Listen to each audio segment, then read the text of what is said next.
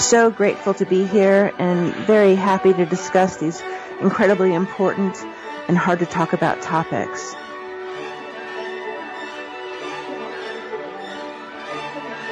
He has an incredible backbone and staggering moral fiber. Howie is totally committed, completely ethical, totally admirable. No pressure if you can hear this, but honestly, Howie's a hero to me.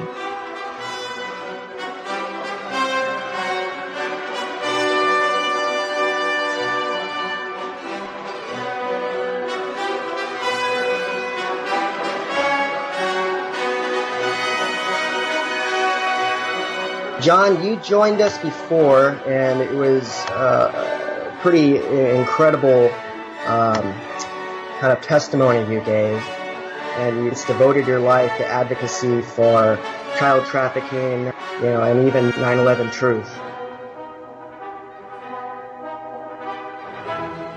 Maybe you could explain to us, in the last decade, what do you think the most challenging parts of coming alive on some of these issues have been? Probably the hardest thing, and it continues, is just realizing that pretty much everything that I was told and taught since I was in grade school is probably not true.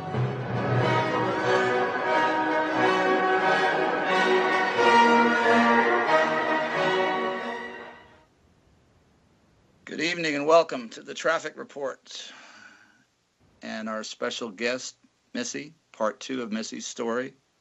Good evening, Missy, and good evening, Hi. Howie. Hi. Good evening, How are Howie. you, John? Good evening, John. Okay. I'm pretty darn good. Let's just leave it at that. And I'm really excited to be doing part 2. I think Missy's going to probably be back for part 3 and part 4. And that's also exciting. We have, V and Becky, I'm sure will be back too. But I just want to recap a little bit, and the link for part 1, please go to UCY TV on YouTube and listen to part 1 if you haven't heard it yet. What I got out of that was one of the most powerful stories about child rape that I have ever heard. I was just left with an image of this 7-year-old child in need of some adult to protect her, and it's not something. It seems to kind of be going along with the territory here, and whether it was V or Becky or even Tim Houghton, those images will always stay with me. And what was related to us and was a terrifying story of abuse, neglect, rape that was perpetrated on her by a family member. A stepfather, and also with the community. I mean, there was nothing done about this rape. The medical community failed. The legal community failed. Apparently, the school community failed. And it was just riveting. And if you didn't hear it, I would encourage you to listen to part 1, because it to me it was heart-stopping. And with that, Missy, it's part 2. Hi. So I don't know if you want to continue. I know we kind of mentioned that we wanted to delve in a little bit to psychopaths and sociopaths. Yeah, just real quick, because I mean, you feel as though your stepfather was a psychopath? Yeah, he was not diagnosed. I'm sorry? Okay. No, it's okay. Because as you were telling the story, it was just ringing to me that he was more of a sociopath. I that's the way I would see him. But I mean, I guess we could sort of get into, split the hairs on the difference. Yeah, and I'll just really quick, just for to kind of catch everybody up, from where we were all talking just before we went on. I'll just read this really quick. I printed this out from Psychology Today. It's just a quick little blurb. And it says the common features of a psychopath and a sociopath lie in their shared diagnosis of antisocial personality disorder. The DSM-5 defines antisocial personality as someone with having 3 or more of the following traits: regularly breaks or flouts the law, constantly lies and deceives others, is impulsive and doesn't plan ahead, can be prone to fighting and aggressiveness, has little regard for the safety of others, is irresponsible and can't meet financial obligations, and doesn't feel remorse or guilt. And in my case, my stepdad was very plan oriented. He was very precise. He was an engineer. And so some of these things like, being irresponsible with money, that didn't apply to him. He was very, I also believe that he was, if not a psychopath, definitely a narcissist. And I mean that in the clinical sense of narcissistic personality disorder. I don't mean that just. Yeah, talk about that a little bit, Missy, because also we find this. We didn't really get to the exact difference between a psychopath and a sociopath. That's really what I want to. Yeah. Sort of wanted to. And after that, because like I was saying before, my understanding is that a psychopath does these things, but really doesn't know what he's doing is wrong, and a sociopath does know what he or she is doing is wrong, but chooses to do wrong anyway. Doesn't care. It doesn't care. That's my limited understanding of it. Yeah, this says psychology researchers generally believe that psychopaths tend to be born. It's likely a genetic predisposition, while sociopaths tend to be made by their environment, which is not to say that psychopaths don't suffer childhood trauma. Psychopathy might be related. Do you think your stepdad was born this way? I mean, or as opposed to? I think he was predisposed, but I do know that he suffered childhood trauma, and so did his siblings. So I think, it could be generational, because I think his dad was a career Navy man, and was very like L. Ron Hubbard. I'll be damned. But anyway.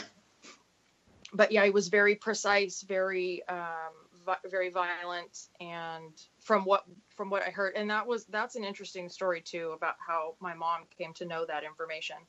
But I don't want to get too sidetracked. Could you, and just for, because the reason I think this is important, can you talk about the narcissistic component of this? Because narcissism, the psychopaths and the sociopaths are not easy to spot always. Oh no, but not at all. A narcissist is easier to spot, and I want people to be able to, and they need to be familiar with this disorder, so you can spot these guys. So talk about the narcissist a little bit, if you could. There's different kinds of narcissists. There's the covert narcissist, which is a very hidden type of personality where they're the constant victim, and they you can't figure out that they in fact are the problem, because they do a lot of pot stirring, and it's very hidden.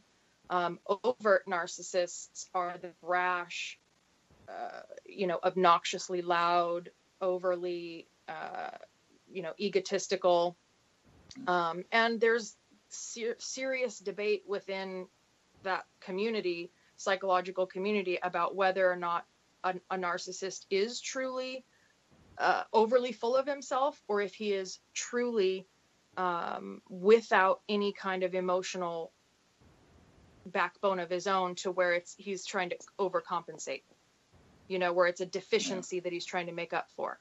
Some people believe it's an overabundance of the ego, and then some people believe it's an underdeveloped ego. So there's a lot of debate, and like you were saying earlier, like you can go all down these different categories, and I think the different behaviors manifest differently for each person. Yeah, absolutely. So there is a lot of room in all those areas and overlap, I'm sure. But you know, what I'd noticed is some of these types that I was talking about Nasser, the USA Gymnastics physician, probably Penn State guy. Come on, Sandusky. Sandusky, yeah. You know, they were pretty brash individuals, and that they're also reckless. You know. Yes, very reckless. Yeah, that can be the sociopath or the psychopath. A psychopath will generally try to minimize their chances of getting caught, and a sociopath won't, because they just don't care. Yeah. They don't care if they get caught. The threat of being in trouble makes no difference to them. So, see, my stepdad, it wasn't that he thought that getting in trouble made him afraid. He didn't think he would get caught.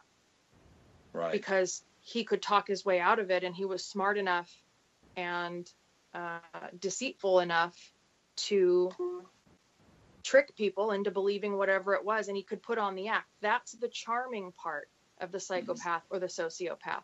People think that they're going to come snarling at you with, you know, fangs and pointy fingernails. That's not the way it is. They're usually the nicest person in the room.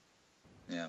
And I was thinking, I mean, I don't. Yeah, I mean, you're bringing up Nasser and Sandusky, just right off the bat. Sandusky, I see as a psychopath.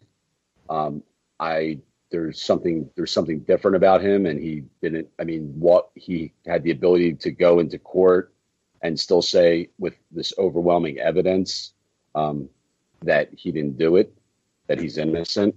He would go right on camera. That to me is psychopathic tendencies. Nasser, he seemed a little more sociopathic. He's after he got caught, at least from pictures, like he knew what he did was wrong, and he could, he's sitting there sullen in the courtroom, so that he just strikes. Well, I won't get any further off on this kind of tangent, but it seems like these personalities are drawn into politics. They're drawn into religion, and they're drawn, and it's basically where the kids are too. And what struck me in Missy's story, when she said that her stepdad had met her mom in a skating rink, and for a guy like him, that seemed, what would he be doing there except looking for a kid to victimize, or looking for a single parent to victimize, and what we know about all these people is they are predators, and they target their victims, whether it's somebody that they marry or somebody that they just abuse or murder. So yeah, it's before they got married, he was social. They went to they would go to they met at the roller skating rink. They would go to dinner with friends after the skating rink. Before they got married, I remember when I was a child that they went to a Halloween party, and they got dressed up, and they both won the Halloween costume gig. And then the day they got married, literally the day they got married, everything changed. And my mom said that it was as if she did not know who this person was, and she didn't realize it until it was too late. And she said that she knew they were on their honeymoon, and he got upset about something, and he put her in the car, and they drove around for about 8 hours on their honeymoon while he yelled and screamed and railed and beat on the dashboard and freaked out until she acquiesced to him and said whatever it was that he wanted, whatever it was that he wanted her to say, and she finally would agree to it to get him to shut up so that they could get on the road and go back home. And he used to do that. When did you learn that story? Well, I learned of that particular story a few years ago, but during my childhood, when I was growing up, he would do that all the time. He would tell her, we're going for a drive. And that meant he was going to put her in the car, and emotionally whoop her ass. And then she'd come home and be exhausted and crying and just a hysterical mess. And I honestly thought, what's that? It's a kidnapping. I mean, it's and for people who didn't hear part one, you were in the trunk. Not every time, but parents that are listening to this, or anybody, the people that are not parents, imagine the feeling of any parent that's and this is how sick and how manipulative this guy obviously is and was, that a mother would allow him to put their child in a trunk and drive around, so wow. Yeah. And every time he did that with my mom and said, we're going for a drive, I thought that would be the last time I would see her alive. Every time he took her in the car, I thought, he's going to come back by himself and I'm going to be stuck with him. And it terrified me. Yeah. Yeah. And torture, you're not only physically tortured, emotionally tortured, it's and it was hard because he kept us isolated. He I think, like I said last time, he made a lot of money. He was an aerospace engineer. And when he got bored of where he lived, he would just up and move. I mean, my 4th grade year, I went to 3 separate schools. I mean, I moved every single school year. I think I went to about 14 schools by the time I graduated high school. You know what that does? You know what that does? It makes it impossible for you to develop any relationships or for people to get to know what's going on in that family. So that I'm pretty sure that's a strategy, for these types. Missy, what was the relationship between your mother and your father? Were they pretty contentious? They couldn't even really be in the same zip code as each other for a long time. Okay. I mean, it's not until as your father's seeing you move around like this, what is he saying? He didn't see it as much. We lived in a different state. I mean, he knew I was moving around, but there wasn't really anything he could do. So he never obviously was. They were violating any child custody agreement there might have been. So he just was unable to pursue that. There may have been an agreement about doing away with a child custody agreement. Wow. Yeah. It sounds like it. I think that my stepdad may have tried to bribe my dad, and knowing my dad would have told him to pound sand, but because anytime I wanted to go to my dad's, I wouldn't say anytime, but I mean, eventually I would be able to get there. If I said I'm going, it might take me 2 or 3 months to convince my mom to let me go, but I would go. Yeah. So I would stay with my mom for a year. Things would be really bad. I'd go stay with my dad for a few months, and then my mom would come, and my mom literally on 3 or 4 occasions would show up on the doorstep with a plane ticket and say, "You're coming home." And she would put me on a plane and take me back. Yeah. And then when I was 16, my stepdad got a job in Australia, and I thought that was going to be my saving grace. I thought he was gone. I thought that was it. We're done with him. And then my mom, I noticed one day that the dogs were gone. And I said, "Mom, where are the dogs? What, did they get out? Like, what's going on? Where are the dogs?" And she said, "Oh, I was going to talk to you about that." And I was like, "What are you talking about?" And she said, "I'm going to be leaving for Australia in about 2 weeks. So I hope you can find a place to stay." Wow. When you were 16? Yes. 16 years old. And she was gone for 10 months.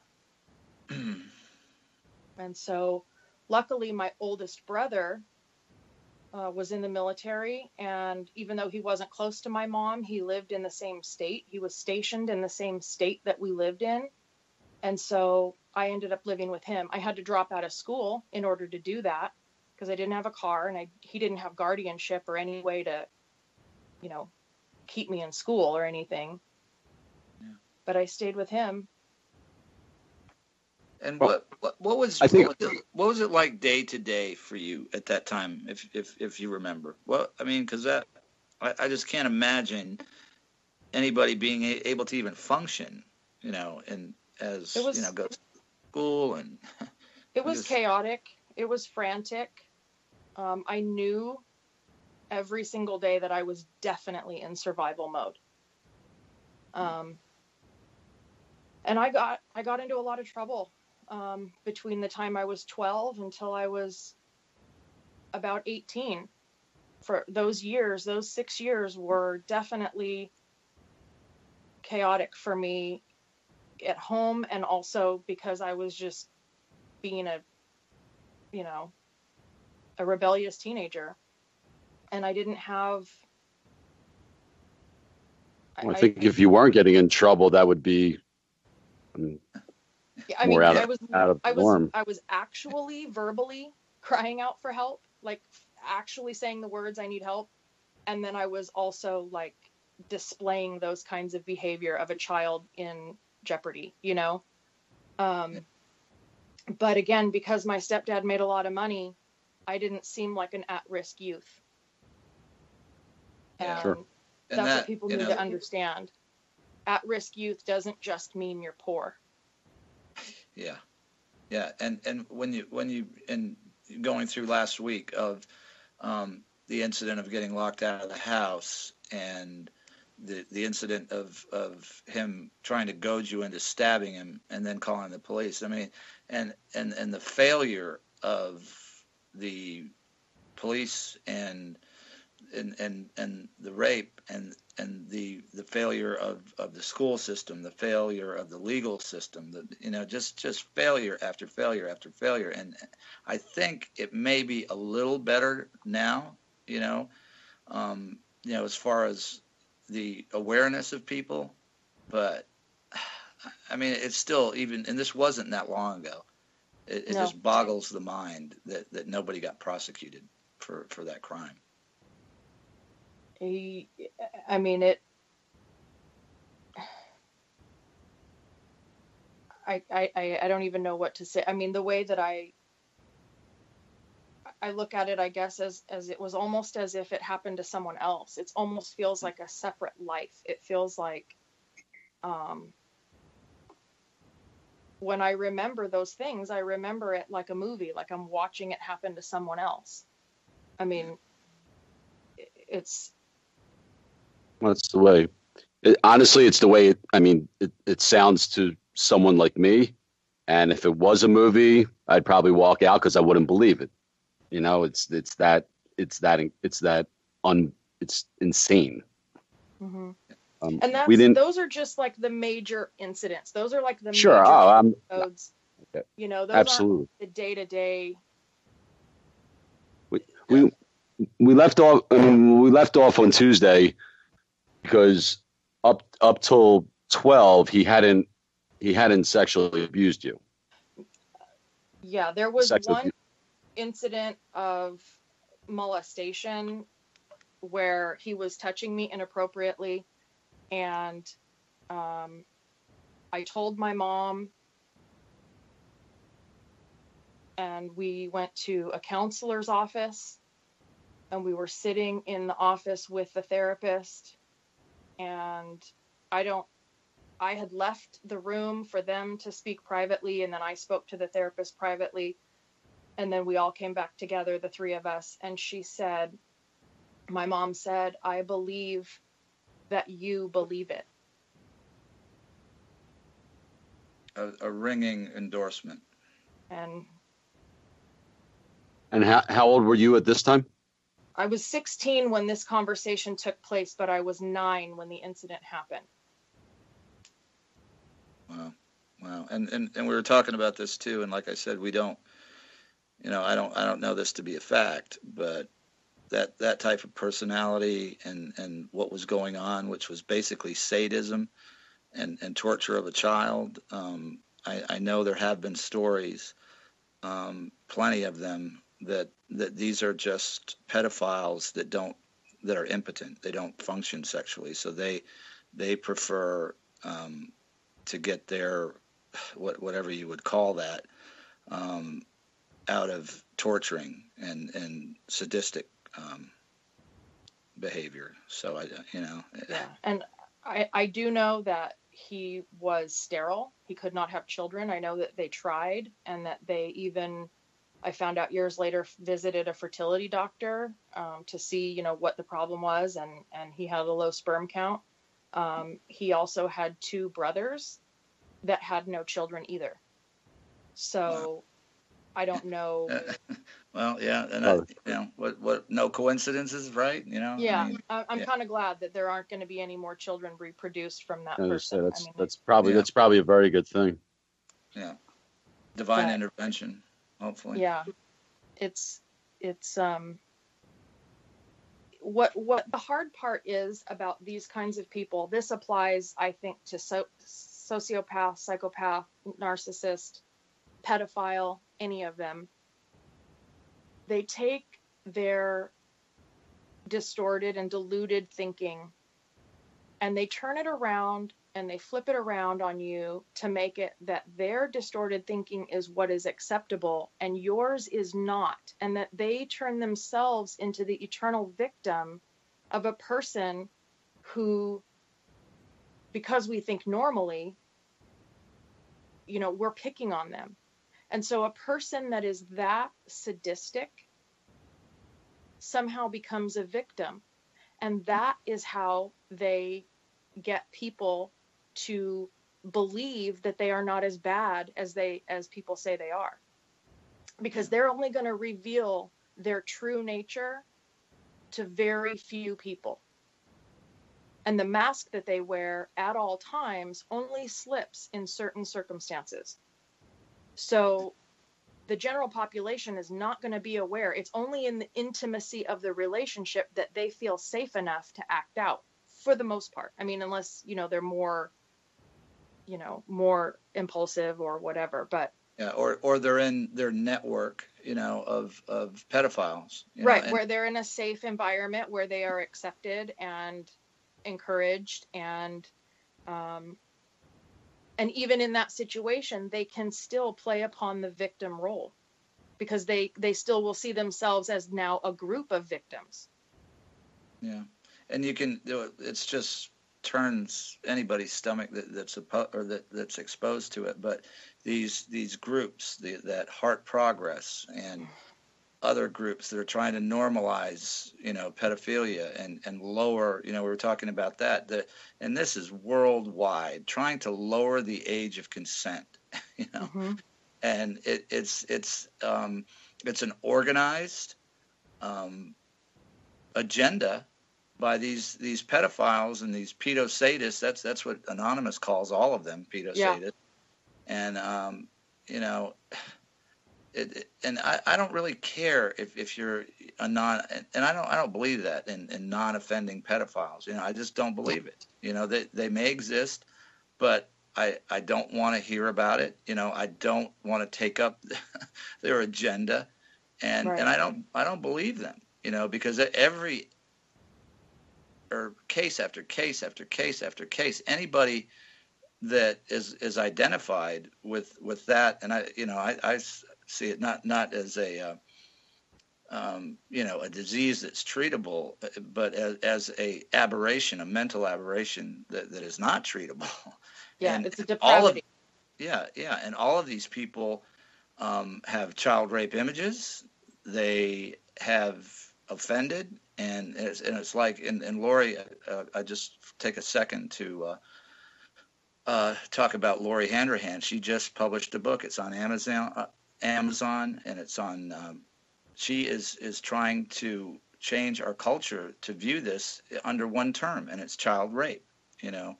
And that's what she's made her mission, and it's I'm going to read the book as soon as I can, because she has she's put she puts her off. She can start with the media, because when you're looking up articles on it, It's classified probably about 5 different ways. Child rape being the most least classified. Yeah, yeah. Sometimes The truth, the truthful, ugly term of what it is, of course, would never be used, generally, or widely. once in a while it is, but there's no consistency throughout how it's reported. And look at Missy's experience. She's with professionals, medical professionals, and everybody else, and she's 12 years old, and she's been raped, and they call it date rape. Really? So she was dating, a 19-year-old, and who I'd never met and didn't know his name.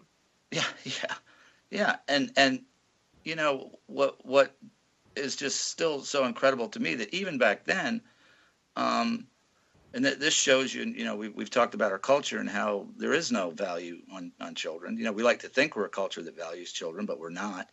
Right. And if take the same year, if a 40-year-old man would have raped an 18-year-old woman, he would have been going to years of jail. What makes that different? And in my mind, it's worse.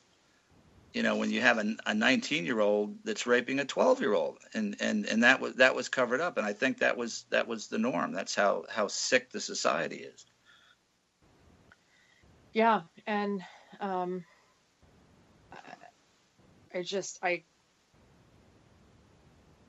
don't know what it would have been like to have to go through, a prosecution in a case like that. I'm sure it would have been difficult and traumatic, but in retrospect, sometimes you wish for the sake of other people that you had said something or that you had pushed the issue. But at 12 years old, I didn't really have the ability to say, no, I want to press charges. I want to press the issue. I want to make a big deal about this. I was very much led to believe, and yes, I made a poor choice about spending time with girls that I didn't know. As a 12-year-old, as a 12-year-old that had been basically mind controlled and tortured, Yeah, and that's the thing. My real dad didn't understand what I had already gone through at home with my stepfather, and I had only been living with my dad for a few months at this point, and so he was a very, very lax parent, cared very much, very loving and good dad, but also very lax. So when I say that I made a choice to hang out with these girls that I didn't know, I had plans that night to go to a football game with a different friend, and I changed my mind in the middle of the day at school to go and hang out with these other girls. So my dad didn't know that I was not where I said I was going to be. So that part of it wasn't his fault.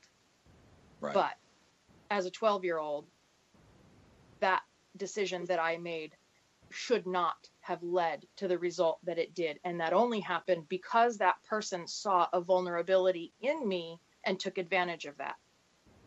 Yeah. Yeah. So a predator. I think they call them predators. Yeah. But there's multiple things that contributed to this, but at the end of the day, that was the one thing that should not have happened. Yeah. And I see it also, and the thing that frustrates me the most and angers me the most is the culture that we live in is looking for a way to blame the victim, and they were definitely doing it. It's a little bit better. There's a little bit more awareness now. Right. But when you look at even, and how he was talking about the media, their angle, a lot of those stories that I've read is, well, that person shouldn't have went here, or they shouldn't have done this. And it's like, what? Yeah. Yeah. And it's that needs to be eradicated from our culture and our society. Yeah. And when this happened, when I went through this, it was very much the belief that oh, well, she's wearing a short skirt. She asked for it. I wasn't wearing a short skirt. I'm not saying, I'm just using that as an example. Like that was that was the thought process, even from other women. Well, you shouldn't have wore that out. You shouldn't have gone to the bar. You shouldn't have done that. You know, for me as a 12-year-old, none of those things applied. But still, that was the general consensus, that somehow you asked for it. And that's just simply not true. Yeah. And the work that you're doing and other survivors are doing are going to stamp that out from the face of the earth, hopefully. That we will believe our children when they come forward, and we will do something. And that's just intolerable in a society that claims to be a civilized society. Right. John, I think we need to be real for a second. If we waved our magic wand and every offending pedophile were to be arrested, what are we going to do with them? I mean, I have an idea. Well, no. What I'm saying is the people that are in the know, they know what's going on. It's not like they're oblivious. It's not like we've uncovered some type of mystery. But you know what, Howie? That's people that are in government. That's their problem. That is not our problem. If they can't do no. It's a problem. It's a problem of logistics, and they know that. I mean, they can't build enough prisons, John. Well, if it's the government's problem, we have to make sure the people in government view this as a problem. And they view it. I know where you're coming from with this, and I get what you're saying, but they have problems that are much bigger than. No, I understand, but you have to think of the way they think. If tomorrow every single one were to be arrested, there's nowhere to put them. There's nowhere to put them. So what is your point? I don't really understand. My point is that they don't go as hard because there's nothing that they can do about it. The problem is out of control. The horses left the barn long time ago, and they can only go after the ones. They're not going to go out of their way to investigate things that are brought to them. They'll handle, because that's enough. I mean, all you have to do is go online, but they're not going to go out and actively pursue, because there's nothing that can be. The resources do not exist in the legal system. Well, and that may be true, but I don't buy any of that, because the reason that none of this has come forward, as we know, is that they're all involved in it. And I think the people that are governing our country right now, they give a shit about where to put these people. No, I'm talking about a lower level. I'm talking about a guy like Missy's stepfather. They're not going to go out of their way. I mean, because. Well, Howie, we could say that about murderers, rapists. We'll just stop, rounding them up because there's no place to put them. I just don't buy that argument. I realize that it's real, but you know what? The society will have to deal with that, and the job of the justice system is to track these people down and put them away. I'm not justifying. I'm getting inside of their head and saying probably it factors in. I mean, there's statistics. They know. I mean, there must be statistics that we're not privy to of how many children. I mean, they have to know. Maybe, I don't think they're that interested. But let's say they did arrest people, and there aren't prisons to put them in. I mean, we're talking about an extremely under.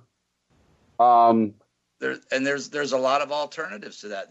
They have technology that can keep track of these people 24 hours a day, and they could confine them to specific areas of housing, their own houses. I mean, you know, wait. I don't, I just, that's a red Hang on. herring. You know, I just If don't.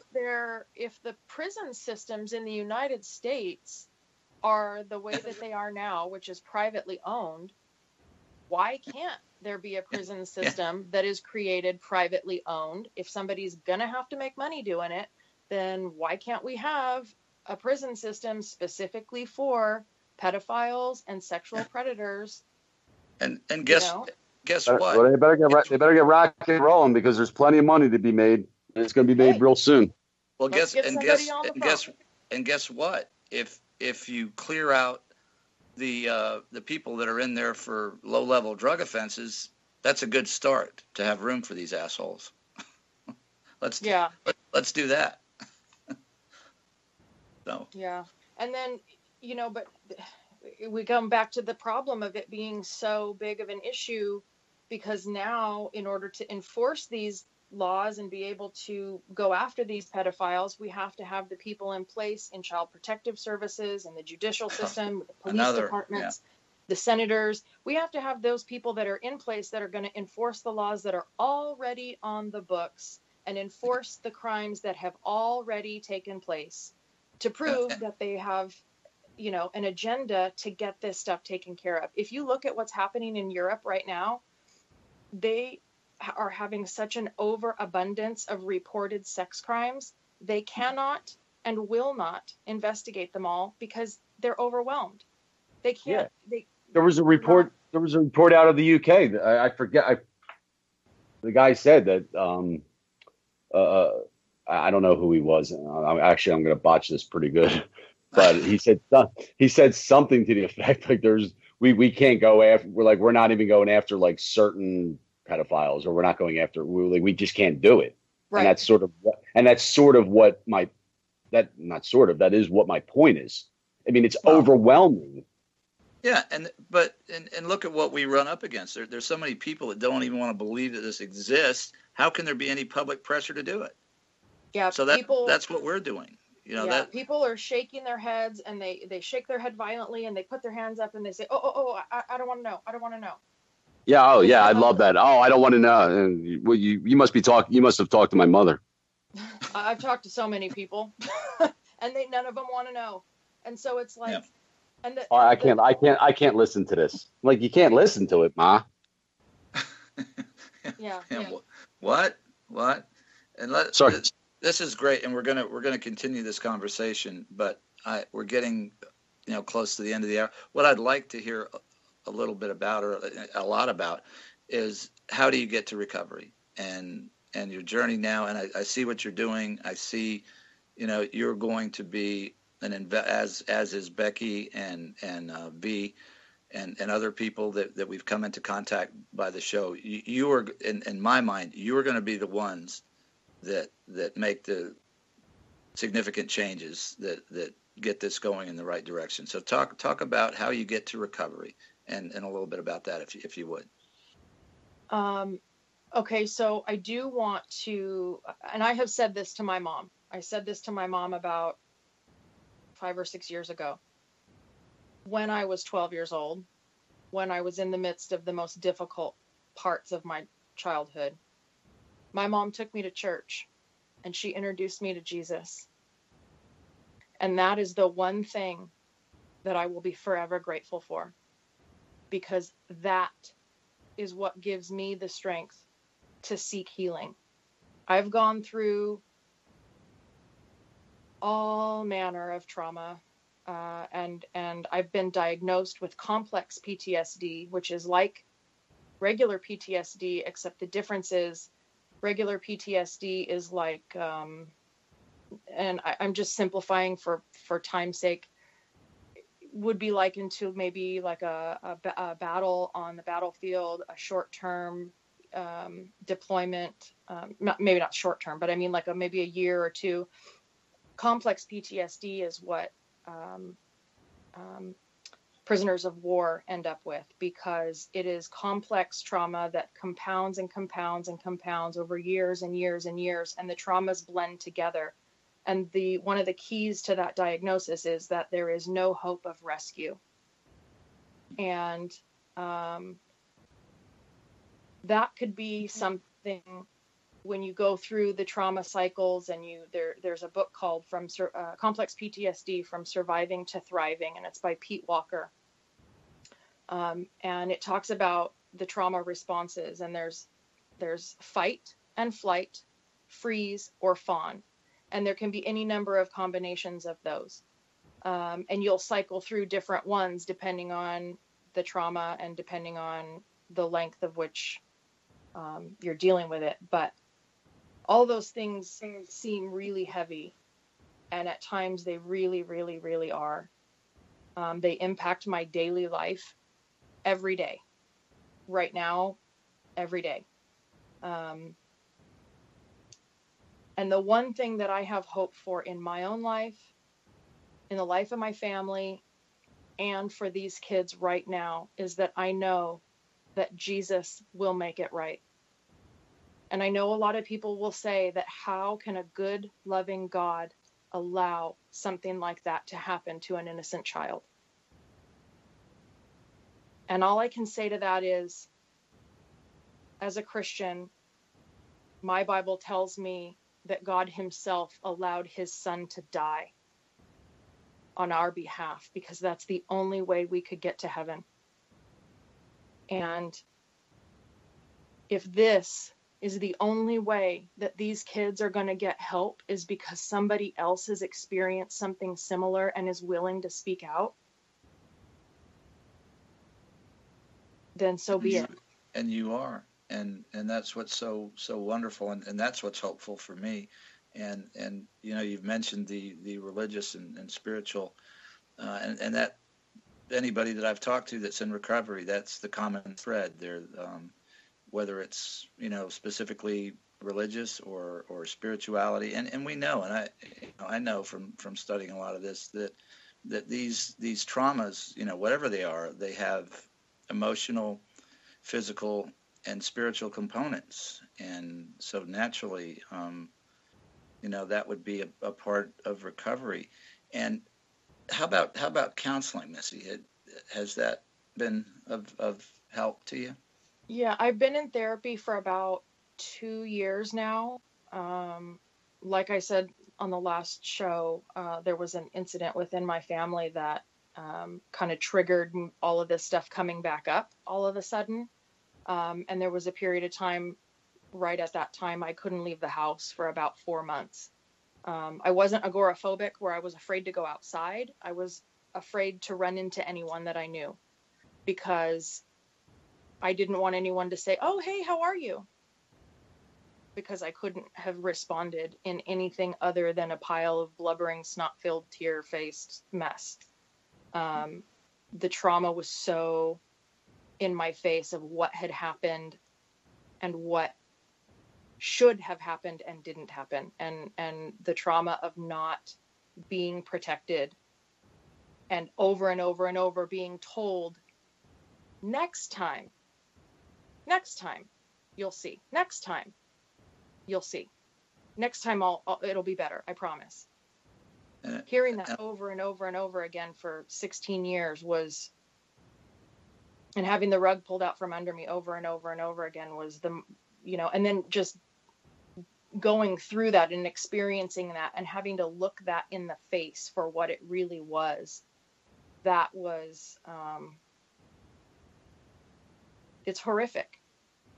It's the biggest abandonment that anyone in their life is ever terrified of. And that's exactly what happened. Yeah.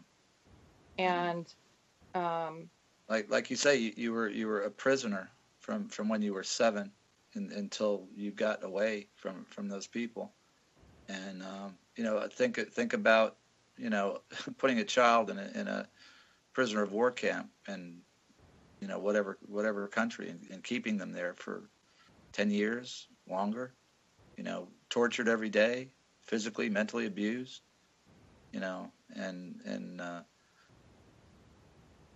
I hope people are listening to this, because, we have the issue of just awareness, and believing the victims, but there is no quick fix to this.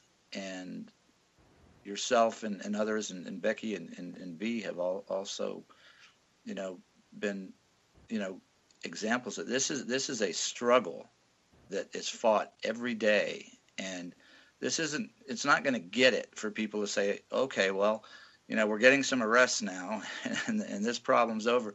You know, these survivors require the support and understanding of a culture, you know, on a wide level. And, you know, it's a long road, you know, and a journey. And I think, you know, and anybody that we've been involved with so far, for what it's worth, you know, you are now like family members to me. And whatever that journey is and that long-term support, and I understand the struggle because of some of my own issues, you know, you have that. And I just want people listening, you know, when you start to have this conversation, to know that this isn't, there's no quick fixes to this, and there's so many parts to it. And these survivors are going to need support for the rest of their lives. And, you know, I want to say that there's a couple things that if somebody tells you a story like this, like for whoever's hearing this right now, if somebody tells you a story like this, the first thing you should not say is, oh my God, you know what I would have done? I would have done this. Because trust me, we tried. And also our culture has become so weak, without backbone, that the idea of safe spaces is a joke. But when you're a person who's experienced a significant and legitimate trauma like this, or traumas, and you literally can't leave the house for 4 months, you do need a safe space. And it's not a joke. It's not, you know, we just don't like what people talk about, so we're going to stand over here in our corner and call it our safe space. Okay. It's, I don't know. And I would assume that people who experience PTSD, whether there be soldiers or other abuse victims or police officers or first responders, I would say they'd probably agree with me on that. That, you know, you struggle enough to get through your daily life with the trauma that's with you. And people make a joke out of it so that you don't feel that you have the opportunity to say, you know what, I need a safe space. Like, you can't say that. I couldn't say that. People would laugh at me. Yeah, it's like when the fire service, like, you had a great job, you got to sleep on duty. You know, what are you complaining about? But and also, and I know this from the addiction standpoint too, that support groups are critical. Have you had any exposure to something along those lines? Or? I haven't, and that's probably my own, other than just people that I know that I talk to, but not anything that's like an official structure. And the only reason I would say that is because I have a tendency to shy away from the places that kind of can become just like a revolving door of complaints, you know? Like, at some point, when do we take action? At some point, when do we get up and we say, okay, yes, this, but we're going to do something different now. You know what I mean? So that, I mean, and I know that not all support groups are like that. It's just my own impression and my own issue, you know? Yeah. And it is, but, you know, and I know that, I know of them, and, as you know, especially how valuable they are in PTSD for one. But also for addiction and I would imagine survivors. And I'm looking forward to the big rally as one huge support group that Becky and others are putting together for and I will be there. And I'm pretty sure Howie will be there. And I would be thrilled if you would be there. And I know that's all subject to a lot of. I don't know if I would be able to make it. I wish I could go. I don't know financially if I'll be able to make the arrangements to go. But I am serious about trying. We're putting it out there. We're putting it out there early. It's April 28th in Washington D.C. and we're in the preliminary stages. But I just want to say that one of getting this issue into the mainstream, one of the most important things are the actual stories. And Becky has been on the forefront of telling her story, and we need more people like you, Missy, with the courage to tell their story. Because if I go out there and I'm saying that this is going on and that's going on, people can shout me down, laugh at me, whatever the case may be. But because people do not speak out, and I'm not criticizing them in any way, shape, or form, but you can say, oh, she's a liar, he's a liar, she's a liar, making it up, blah blah blah. But if we can put together hundreds and thousands of these stories, then it's like there's no power. You're right, Howie. There's no power like that. And we've been a little, we've been a little lacking in that department. And and we don't know how to get more people to speak out, and we're trying and give people, call it a safe space or a forum where they feel comfortable, to do so.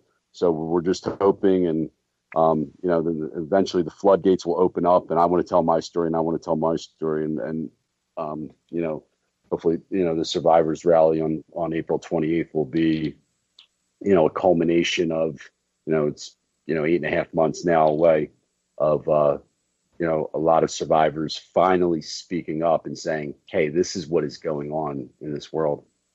Yeah. And we're going to have you guys back, all of you guys on here, and more. Missy, you got a couple of minutes. Talk to who's listening. Tell them what you want them to hear. Just keep getting up every day. You just keep getting through the day. Find support networks, whether that be a support group, whether that be therapists. And I think it is essential to know and see the toxic patterns of behavior in the people around you, whether it be friends or family or coworkers or neighbors or whatever, and you remove yourself from the toxicity. You will not heal if you don't, because you will be continually and perpetually wrapped up in the same cycles of abuse, and you won't be able to get out because you can't mentally, you can't see the forest for the trees. You have to separate yourself from, if you're in a situation where you're continually being abused, or if you're in a position where you're not being believed. If people aren't hearing you and they're unwilling to listen to you, or they try to just shut you up and they say, oh, we don't want to hear it, because you won't heal if you don't face it. You can't just leave it in the back corner of your mind and go about your life. The music, it got us. Missy, thank you so much. Good night, everybody. See you next week.